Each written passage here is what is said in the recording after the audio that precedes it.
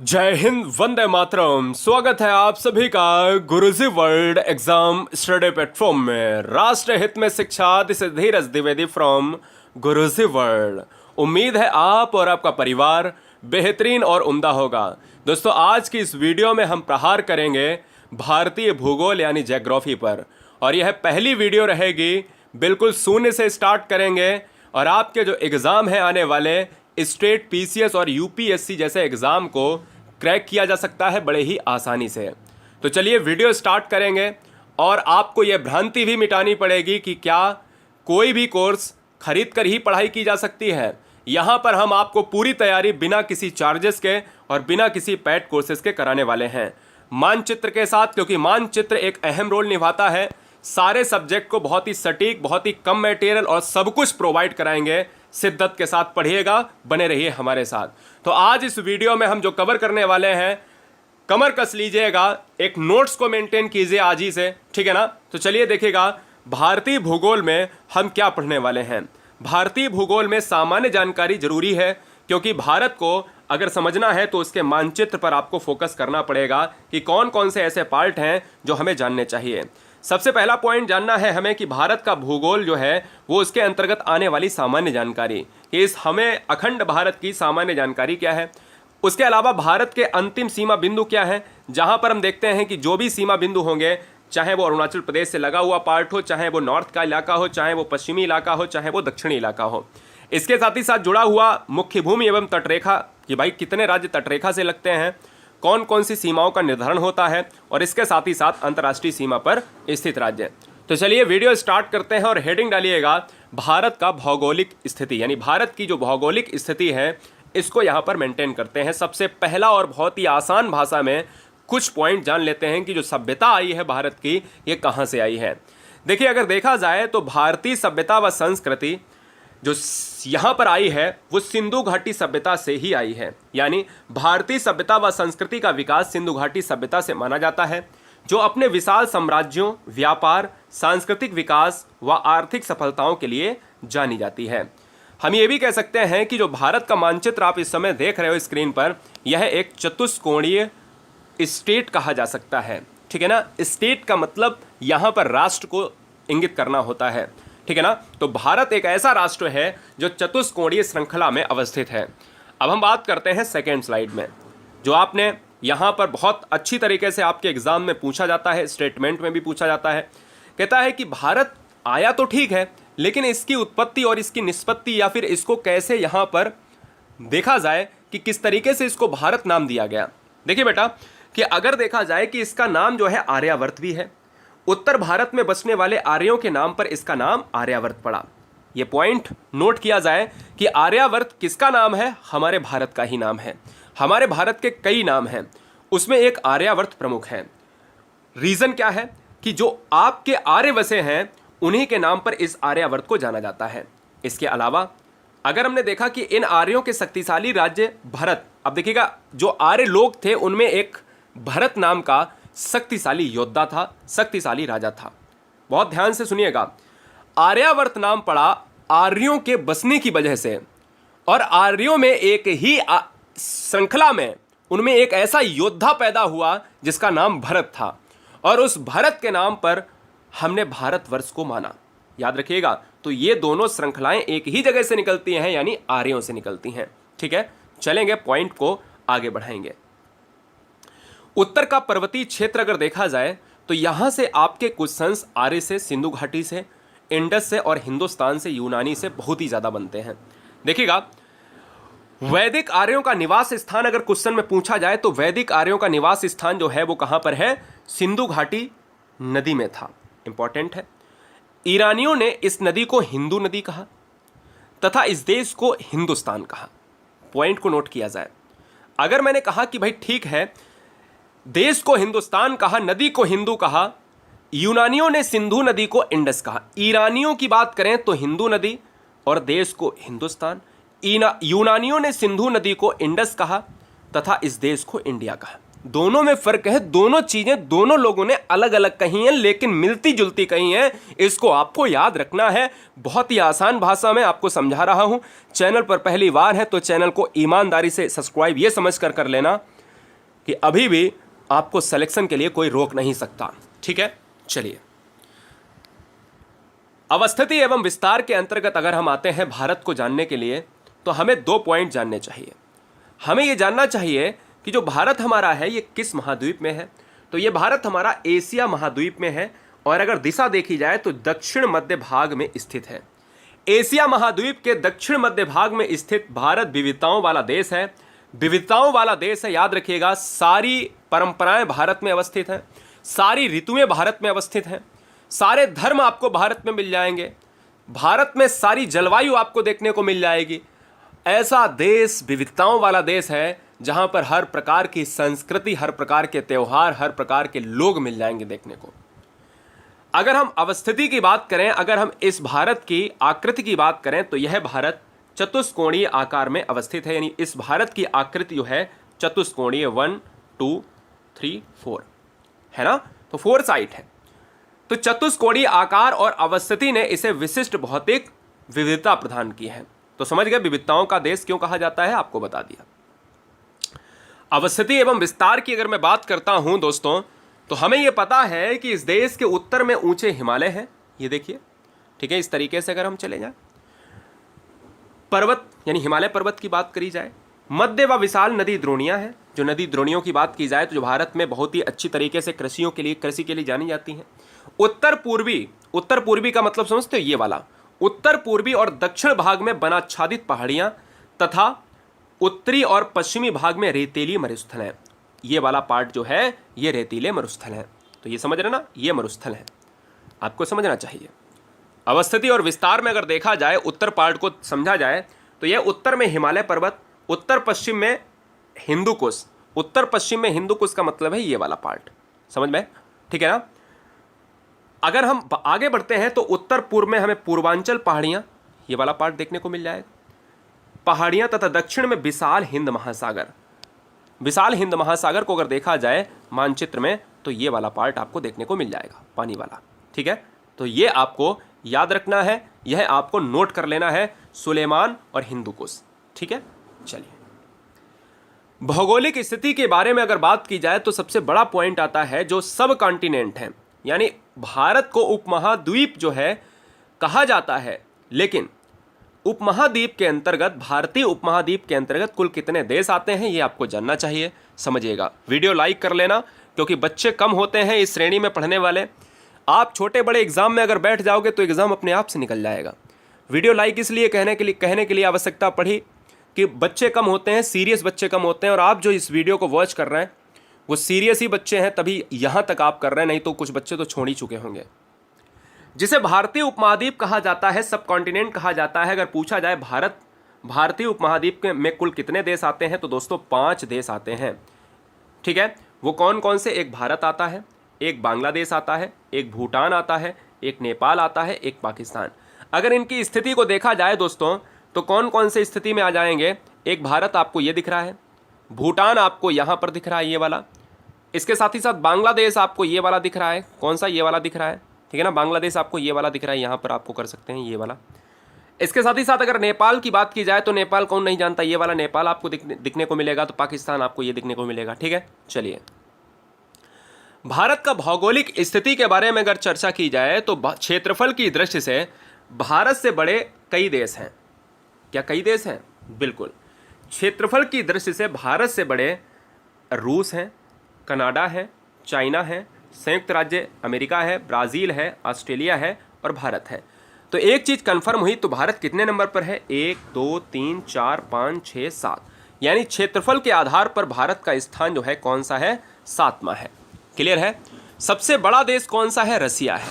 इसलिए मैंने पूरी तरीके से आपको बताने की कोशिश करी है कि जो रसिया है ये सबसे बड़ा राज्य, सबसे बड़ा एक राज्य को मतलब कह सकते हैं क्या? राष्ट्र।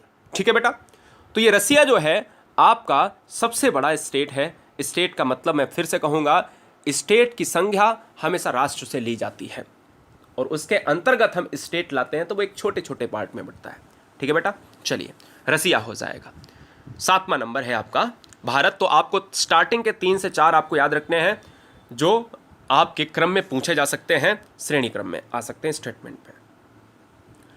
रियल कंटेंट पर अगर हम भारतीय अक्षांशीय और देशांतरीय विस्तार को देखें तो भारतीय अक्षांशीय और देशांतरीय विस्तार जो है वो आपको एक सटीक क्रम में समझना चाहिए। आपको मानचित्र दिख रहा होगा भारत का। ये मानचित्र जो आपको दिख रहा है, यह मानचित्र एग्जाम के लिए बहुत ही जरूरी है, समझिएगा। देखिएगा, भारतीय अक्षांश और देशांतरीय जो विस्तार है, यह समझने के लिए आपको पहले एक चीज़ समझनी चाहिए कि भारत, अगर ये जो है ये पृथ्वी है, इसको अगर बीचों बीच से अगर मैंने काट दिया, इसको यहाँ पर अगर मैंने इस तरीके से अगर काट दिया, तो ये वाला जो पार्ट है ना, ये वाला पार्ट, यहाँ पर ये भारत है। तो आपको ये समझ में आया कौन सा? तो जैसे देखिएगा, यहाँ पर लिखा है कि उत्तरी गोलार्ध में, तो बिल्कुल सही बात है कि ये वाला उत्तरी गोलार्ध है और ये वाला दक्षिणी गोलार्ध है। उत्तरी गोलार्ध में है, पूर्वी गोलार्ध में, उत्तरी और पूर्वी गोलार्ध में। पहली बात तो ये पूरा उत्तरी गोलार्ध हो गया। अब कह रहा है कि पूर्वी गोलार्ध में, बिल्कुल सही बात है क्योंकि ये पश्चिमी है, ये पूर्वी है।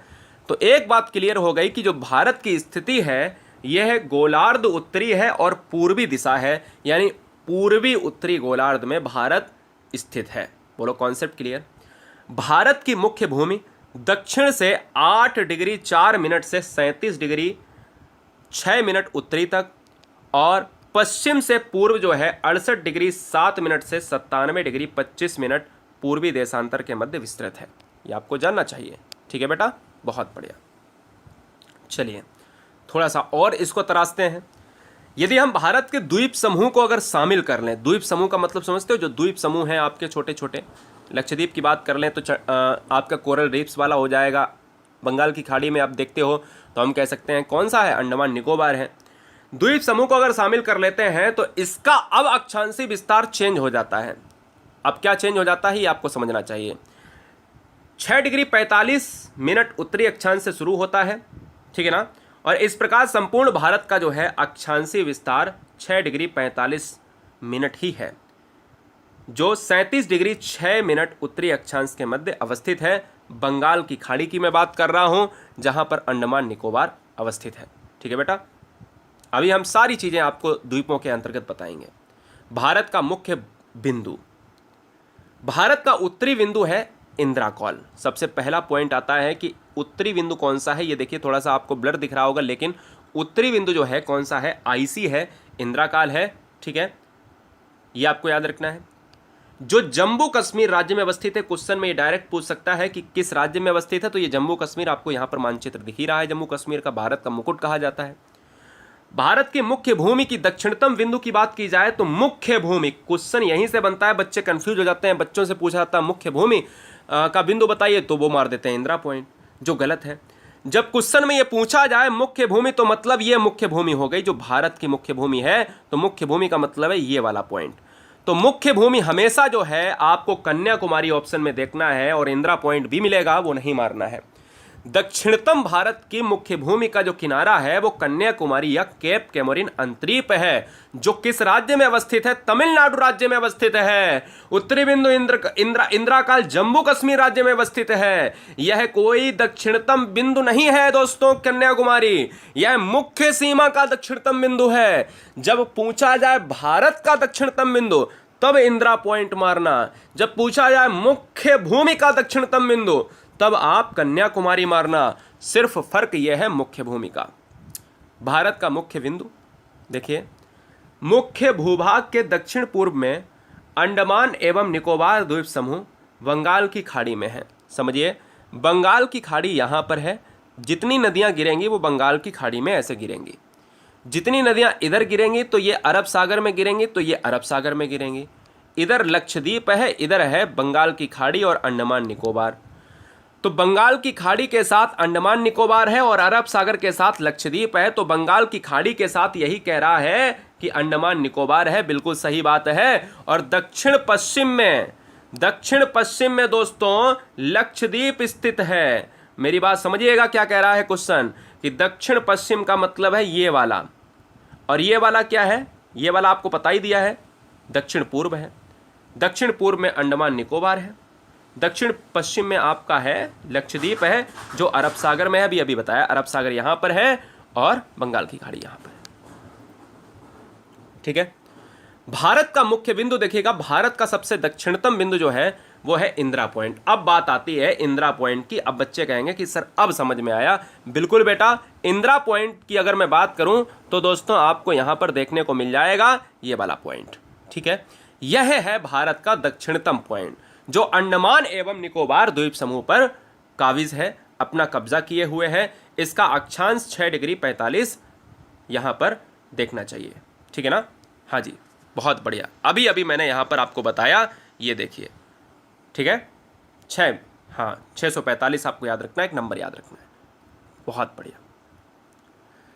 अब एक चीज आपको याद आती होगी कि अगर हम पूरे पृथ्वी के संदर्भ में देखें भारत की स्थिति, तो ये तो है भैया, ठीक है, आपने बता दिया सर कि भाई यहां पर है भारत। तो ये भारत की जो दूरी है ना, क्योंकि ये तो आपकी 0 डिग्री हो गई, यह तो आपकी 0 डिग्री हो गई, बोलो हो गई।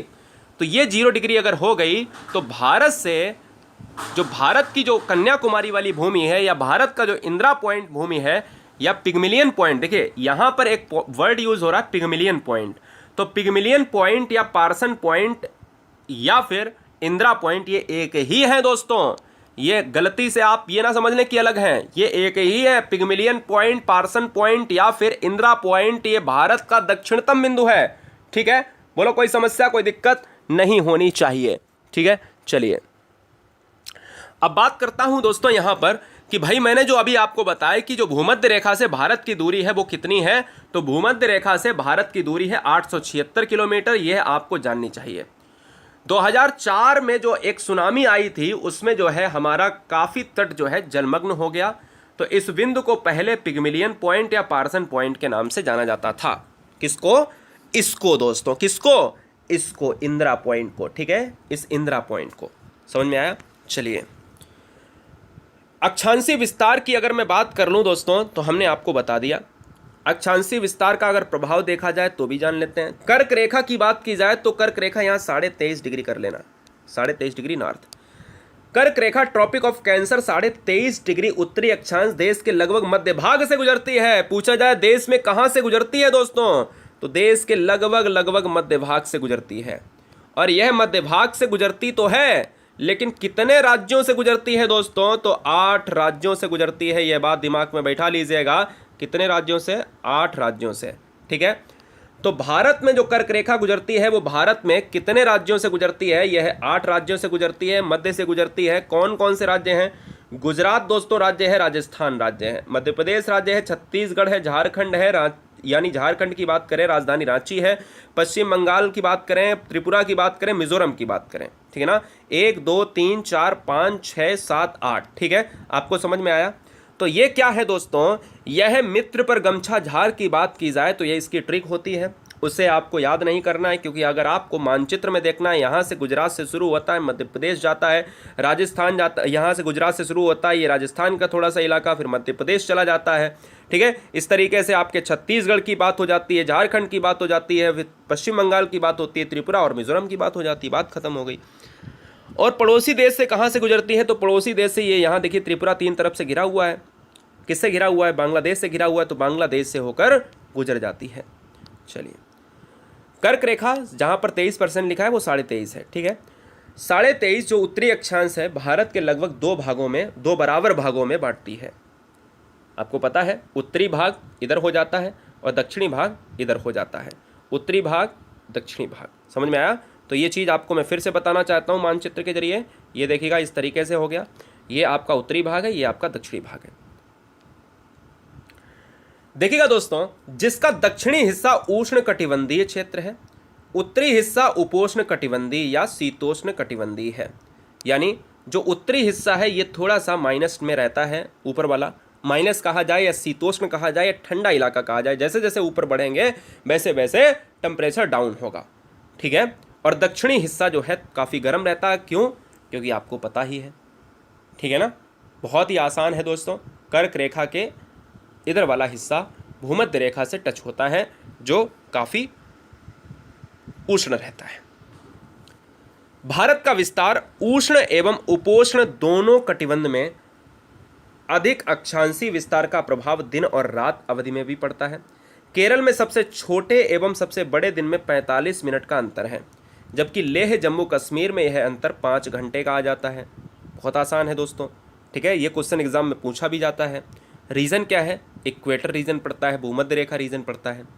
चलिए, विषुवत रेखा की बात की जाए तो विषुवत रेखा से काफ़ी दूर पर स्थित भारत का उत्तरी भाग जम्मू एंड कश्मीर में सूर्य की किरणें अत्यंत तिरछी पड़ती हैं, जिसके परिणाम स्वरूप यहाँ सूर्य तप कम मिलता है और शीत ऋतु अधिक पड़ती है या अत्यधिक ठंडी पड़ती है। मैंने वही बताया कि अगर पृथ्वी को देखा जाए तो यहाँ पर अगर सूर्य लंबवत चमकेगा भूमध्य रेखा पर, तो जो पड़ने वाला जम्मू कश्मीर है या केरल की बात करी जाए तो केरल में दोस्तों और जम्मू कश्मीर में ज़मीन आसमान का अंतर दिखेगा, क्योंकि आपको पता है कि यहाँ से सूर्य की रेखाएं तिरछी पड़ जाएंगी और यहाँ पर सूर्य की रेखाएं बिल्कुल सीधी पड़ जाएंगी।